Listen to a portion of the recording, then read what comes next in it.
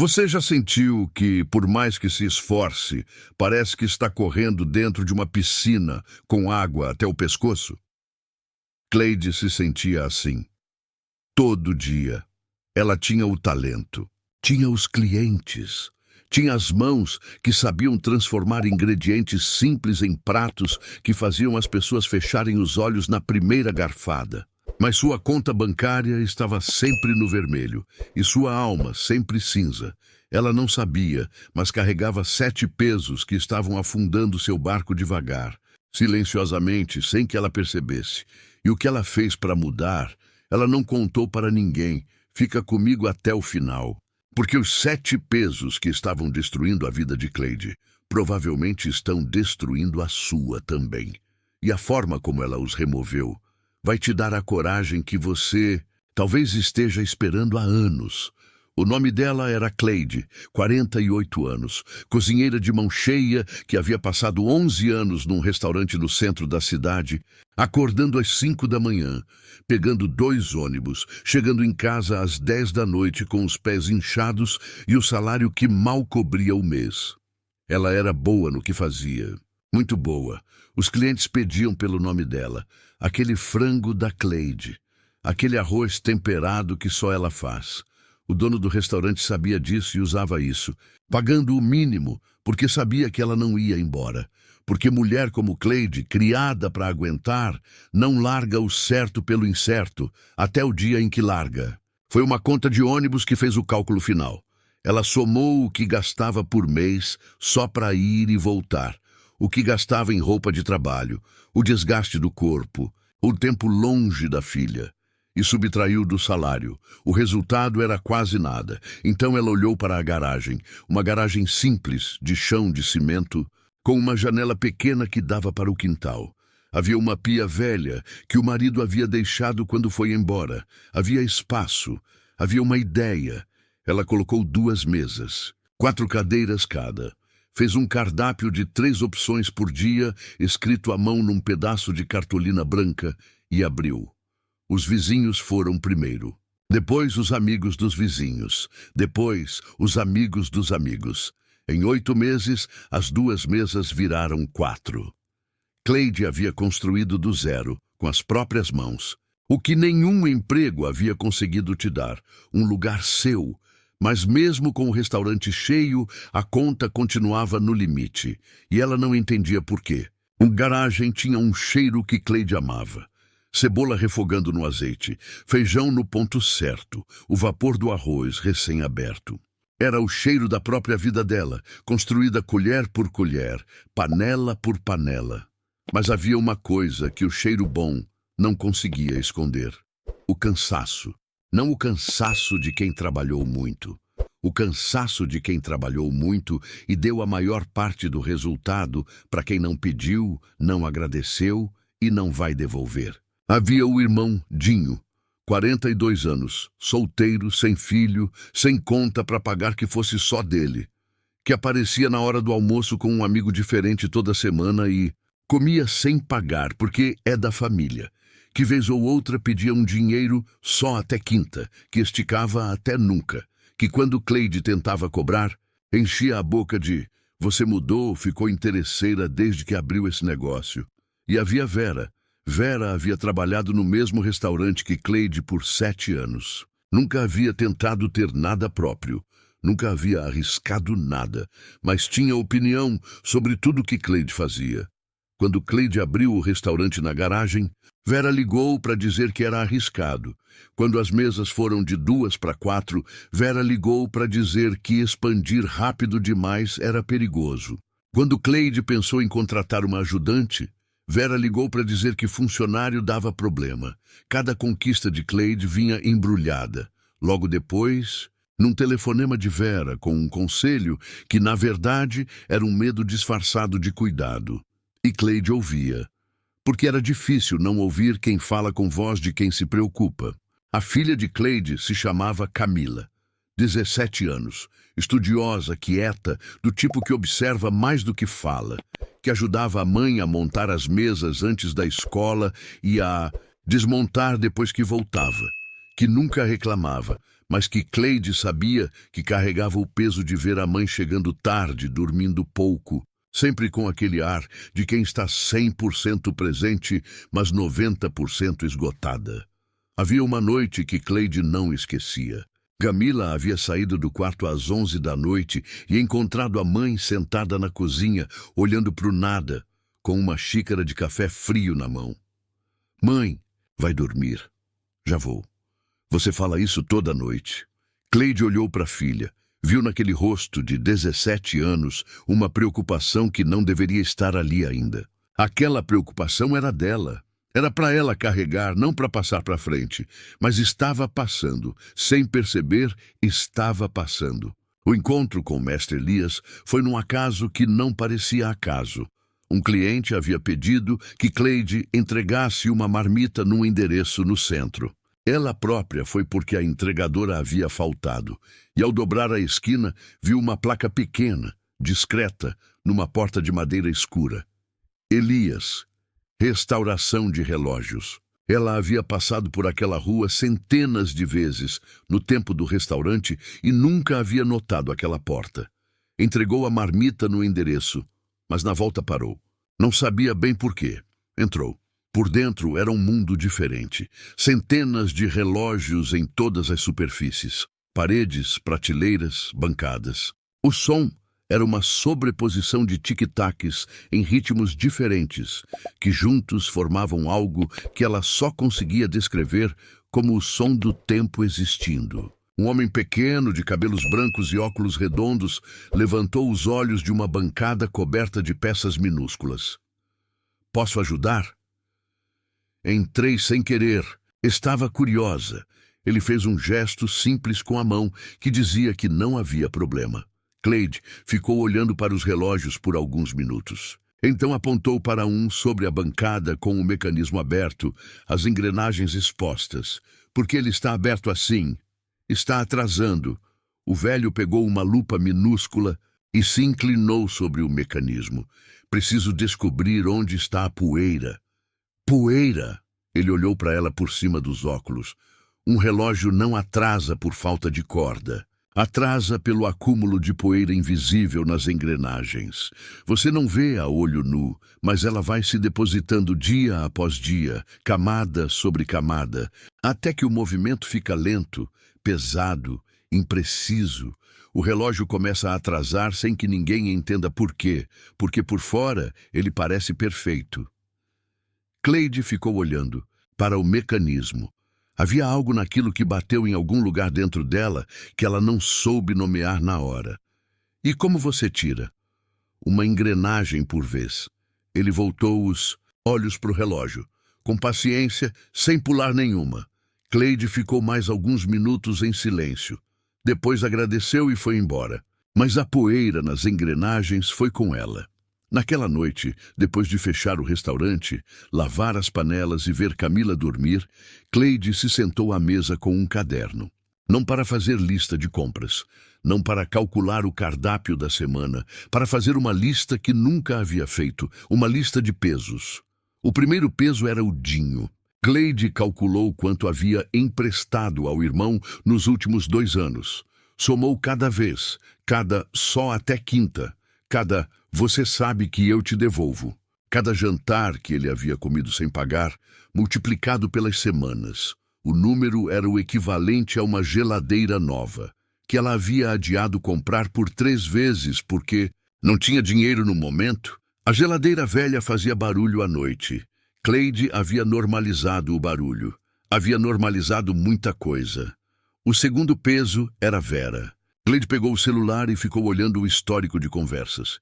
Cada mensagem de Vera era um aviso, uma ressalva, um toma cuidado, que na verdade era um não vai dar, certo? Embrulhado em preocupação, entregue com voz de amizade. E Cleide havia ouvido.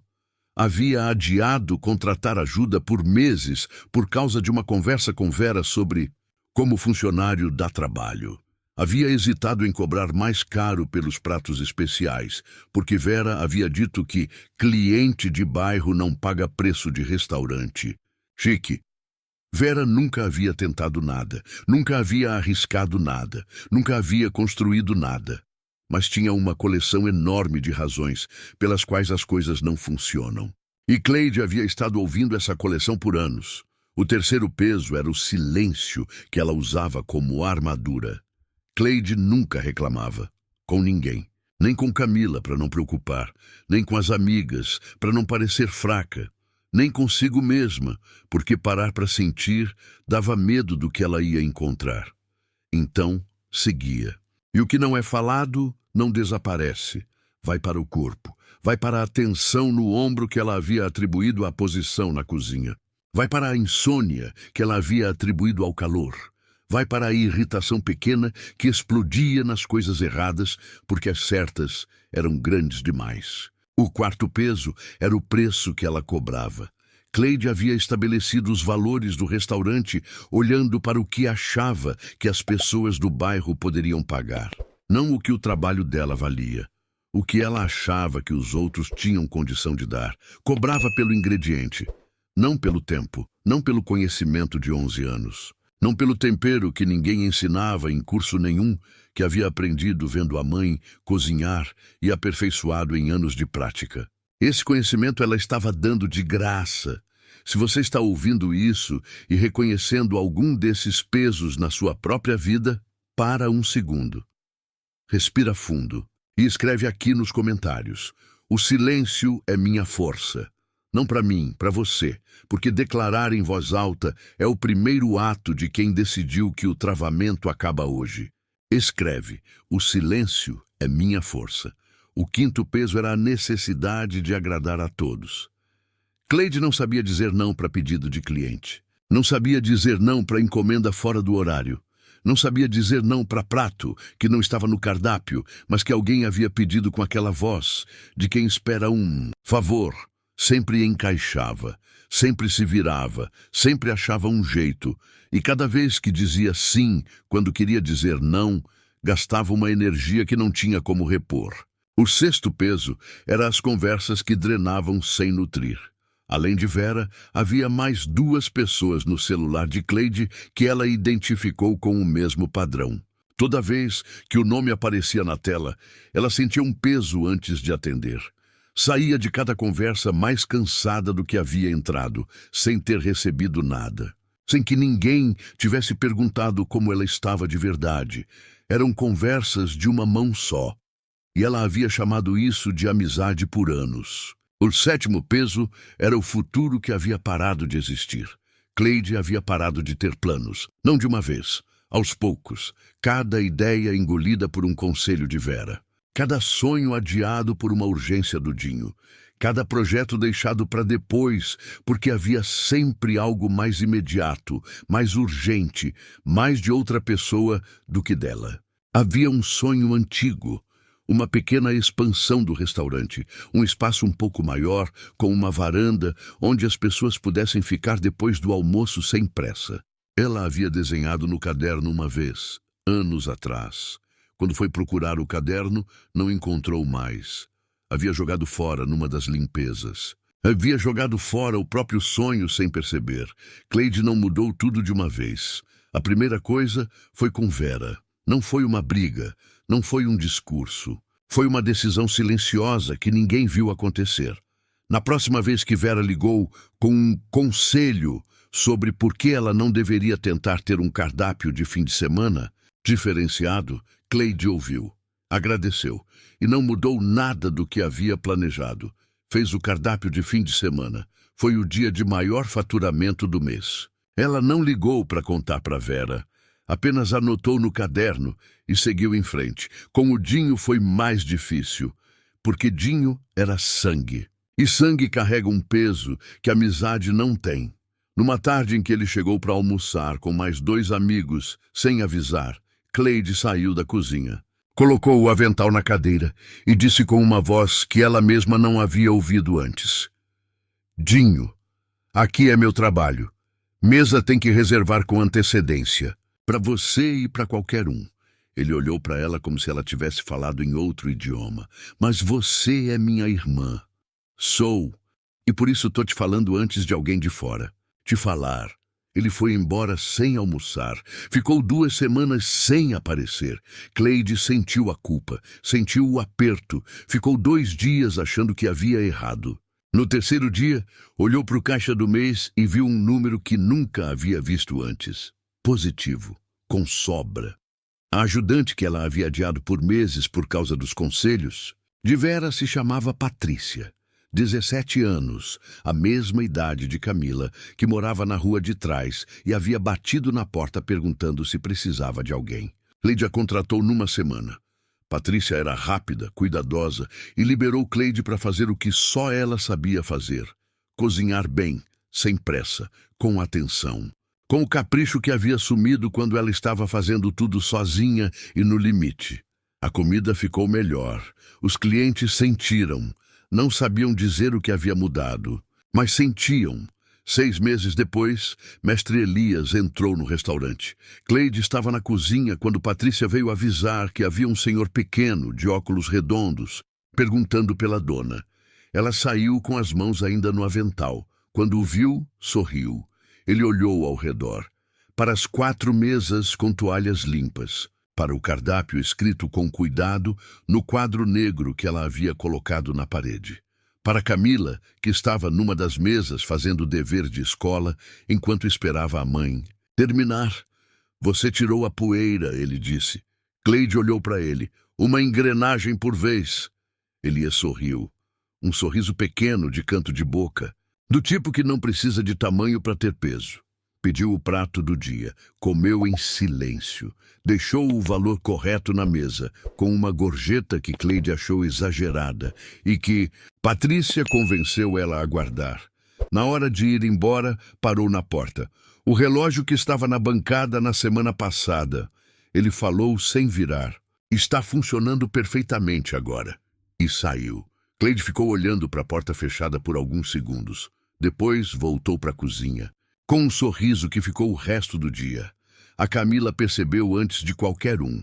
Não disse nada por semanas, só observava. A mãe chegando da cozinha sem aquele ar de quem está 100% presente, mas 90% esgotada.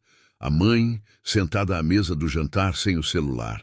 A mãe dormindo antes da meia-noite. Uma noite, quando Cleide apagou a luz da cozinha e foi passar pela sala, Camila levantou os olhos do caderno. Mãe, oi, você tá diferente. Cleide parou. Diferente como? Camila ficou um momento olhando para ela com aqueles olhos de 17 anos, que veem mais do que fingem ver. Você tá parecendo você. Cleide ficou parada no corredor escuro por alguns segundos.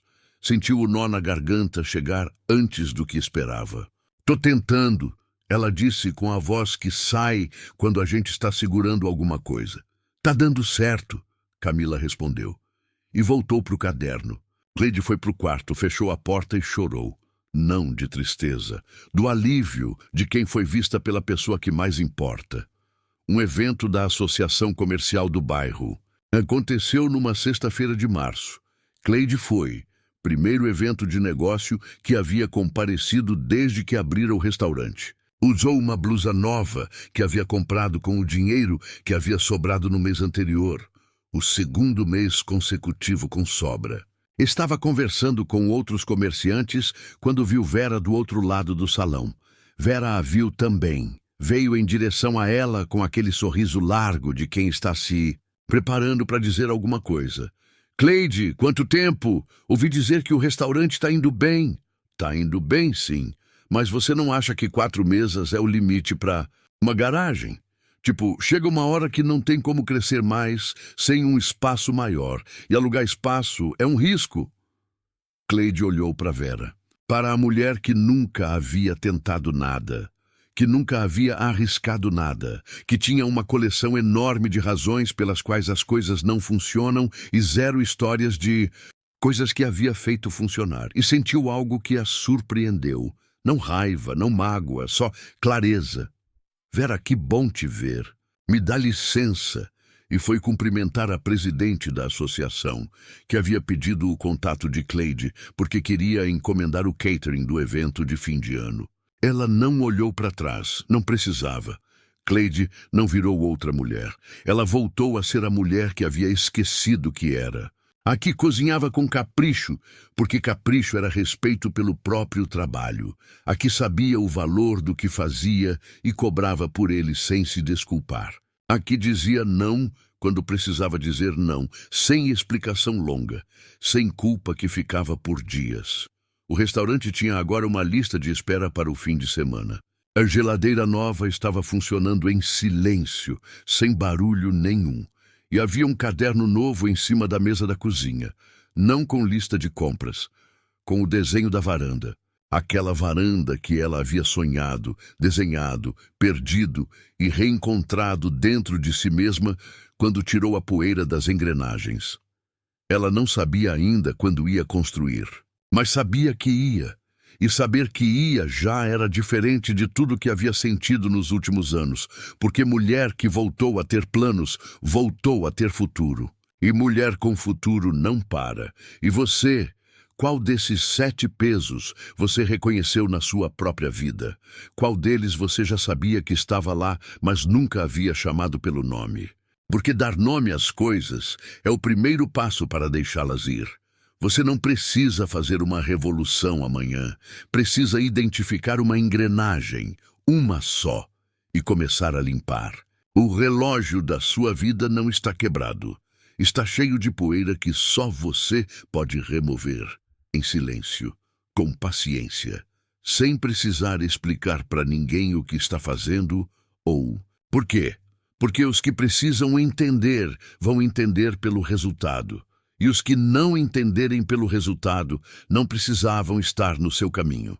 Se essa história chegou em você, se você está sentindo aquele peso de quem reconheceu algo que precisa mudar, compartilha esse vídeo com alguém que também está travado. Manda no WhatsApp, manda para aquela amiga que você sabe que está carregando peso demais. Às vezes, a história certa chega no momento certo. E você pode ser o instrumento disso na vida de alguém. Cuida de você, com rigor, com silêncio, com a dignidade de quem sabe que o próprio tempo é o bem mais precioso que existe. Você foi feita para construir, não para sustentar o que não quer crescer. Fica com Deus.